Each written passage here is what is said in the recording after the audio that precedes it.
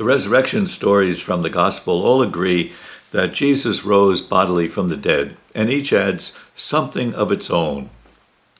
Today's reading from Easter Wednesday from St. Luke's Gospel about two disciples leaving Jerusalem after Jesus' death. It may be particularly relevant for our situation today. The risen Jesus begins to walk with the two as they're discussing the tragic events of his crucifixion and death. And when he asks them what they're discussing, they tell him.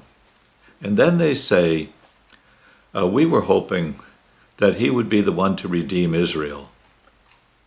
They were hoping he would make their nation great again, a great kingdom again. It was evidently a high priority for them. They wanted him to create a better society. Now they're going home. Their hopes are gone.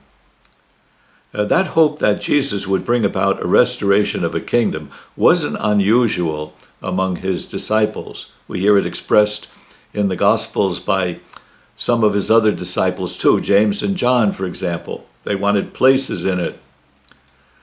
Jesus doesn't dismiss their hope, as he doesn't dismiss the hope of Mary Magdalene that he stay with her. He'll stay with her in another way. So now, he doesn't tell two disciples that earthly kingdoms don't matter, that better societies are not worth hoping for. No, that would misunderstand the mystery of his resurrection.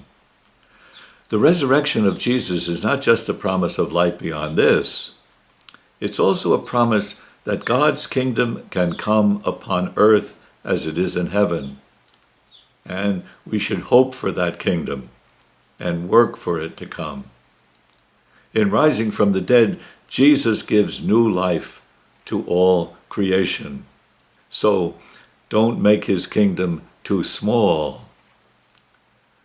You may see why this reading can be relevant for us today in this pandemic, when we can easily lose hope in life around us and in the future.